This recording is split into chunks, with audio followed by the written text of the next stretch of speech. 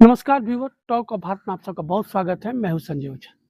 दोस्तों, आज बात करेंगे कोयला जगत के अहम सवालों से जिसका जो असर है अब होता दिखाई दे रहा है। महत्वपूर्ण क्या है कि आप सभी जानते हैं जेबीसीसीआई जो 11 रहा है उसका कार्यकाल जो है 30 जून 2026 को समाप्त हो रहा है। ऐसे में सवाल निकल के आ रहा है कि जेबीसीसीआई का जो गठन है इस बीच में हो जाना चाहिए। 2026 का जो जुलाई है उससे प्रभावी होना चाहिए था, लेकिन इस बीच भारत सरकार ने जो 4 लेबर कोड लाई है उसके बाद से जेबीसीसीआई गठन पे कई तरह के प्रश्न चिन्ह खड़े हो गए, क्योंकि जो नया लेबर कोड है उसमें जेबीसीसीआई जैसा जो कमेटी की जो चर्चाएं हैं उस पर कहीं है नहीं। अब कोल इंडिया के द्वारा जेबीसीसीआई के नामकरण को चेंज करके भी जो सवाल है कि वार्ताकार परिषद रखा जाएगा, लेकिन इसके लिए भी कुछ गाइडलाइंस है। आप सभी जानते हैं कि जो नेशनल कोल वेजेज एग्रीमेंट है उसकी उसका जो निर्धारण होता है जेबीसीसीआई के मार्फत ही अब तक होते आया है, जिससे कि जो कोयला कामगार हैं उनकी जो वेतन संबंधी जो सवाल है वो उसका निर्धारण जेबीसीसीआई के द्वारा होता है। लेकिन जो नया लेबर कोड आया है, जो 4 नया लेबर कोड आया है, उसमें इस विषय को लेके किसी भी तरह की चर्चा ही नहीं है। ऐसे में सवाल निकल के आता है कि जो कोयला जो मजदूर हैं, क्या उनके वेतन पे संकट आ सकता है? एक बड़ा प्रश्न चिन्ह हम खड़ा कर रहे हैं, क्योंकि लेबर कोड के आने से कई तरह के गंभीर सवाल अब कोयला जगत में उठ खड़े हुए हैं। महत्वपूर्ण सवाल क्या है कि जिस तरह से आप सभी जानते हैं कि 4 लेबर कोड के आने से जो ट्रेड यूनियन की जो राजनीति है वो भी बुरी तरह से प्रभावित हो रही है। उससे महत्वपूर्ण क्या रहा है कि जेबीसीसीआई वार्ताकार परिषद में अब वही ट्रेड यूनियन के लोग शामिल हो पाएंगे जिनका कोयला मजदूरों का 20% समर्थन होगा या 51% से अधिक जिन ट्रेड यूनियन का जो समर्थन मिलेगा मजदूरों को, वही इस वार्ताकार परिषद में बैठेंगे और वही वेतन संबंधित जो सवाल है उस पर चर्चा करेंगे। अब सवाल है कि ऐसे में 90% से ज़्यादा जो सेंट्रल ट्रेड यूनियन के लोग हैं वो इससे बाहर हो जाएंगे और इसका प्रभाव जो है जमीन पे भी दिखाई देगा। आप सभी जानते हैं कि कोल इंडिया की जो एपेक्स कमेटी है जेबीसीसीआई, उसी के साथ कोल इंडिया की जो सब्सिडरियां हैं उसमें कई महत्वपूर्ण कमेटियां काम करती हैं, चाहे प्रोजेक्ट लेवल से लेके जो कंपनी स्तर तक में।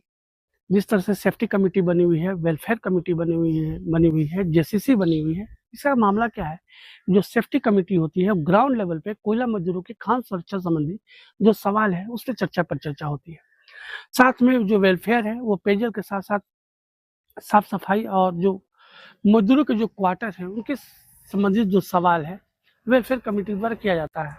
और जेसीसी में आप सभी जानते हैं कि आवास संबंधी जो सवाल है, जो हॉस्पिटैलिटी है उसमें चर्चाएं होती है और कंपनी सब्सिडरी स्तर पे जो कंपनी की सबसे जो टॉप बॉडी होती है उस पे इसकी चर्चाएं होती है। अब महत्वपूर्ण क्या रहा है कि जिस तरह से लेबर कोड के आने से जो तमाम कमेटियां अगर प्रभावित होती हैं तो उसका एक खासा असर जमीन पे कोयला परिवार के जो मजदूर हैं उनको दिखाई दिखाई देगा। अब सवाल निकल के आ रहा है कि क्या जो जेबीसीसीआई का जो 12 का जो गठन होना है क्या उस पर संकट मंडरा रहा है? ऐसे में अब कई तरह के प्रश्न चिन्ह खड़े हुए हैं। ट्रेड यूनियन की किसी भी नेता से आप बात कीजिए, इस सवाल का जवाब किसी के पास नहीं है। आप सभी ने देखा कि 12 फरवरी को जिस तरह से देशव्यापी हड़ताल हुआ, जिसमें बीएमएस को छोड़ के जो भारतीय मजदूर संघ है उसको छोड़ करके जो तमाम जो सेंट्रल ट्रेड यूनियन लोग हैं, चाहे वो एटक हो, इंटक हो, एचएमएस हो, तमाम जो सरीखे ट्रेड यूनियन के लोग हो, सीटू हो, सभी ने इसका विरोध किया था और उसका असर आप सभी ने देखा है। अब सवाल महत्वपूर्ण रूप से क्या है कि कोयला परिवार के जो लोग हैं उनके सामने एक बड़ा प्रश्न चिन्ह खड़ा हो गया है जब से जेबीसीसीआई को लेके अब तक प्रबंधकीय पार्ट के आला जो अधिकारी है उनके द्वारा किसी भी तरह के अनाउंसमेंट नहीं किया जा रहा है। इससे सवाल निकल के आता है कि जिस तरह से जो 4 लेबर कोड है इसके आने से कई तरह के गंभीर सवाल अब उठ खड़े हुए हैं। उसका क्या कुछ इम्पैक्ट पड़ेगा आने वाले समय में दिखाई देगा, लेकिन कोयला परिवार के बीच में जिस तरह से जेबीसीसीआई जो 12 का गठन को लेकर जो सवाल उठ खड़े हुए हैं उस पर कई तरह के सवाल निकल के आ रहे हैं। आप अपनी राय जरूर दें, क्या वार्ताकार परिषद आने से कोयला कंपनी के जो मजदूर क्या उनको लाभ होगा या उसका घाटा होगा? तमाम सवालों पे अपने विचार जरूर दें वीडियो पे। और साथ में चैनल को जरूर सब्सक्राइब कीजिए ताकि कोल सेक्टर जुड़ी हुई जो समाचार है, जो खबरें हैं, आप तक हम लाते रहें।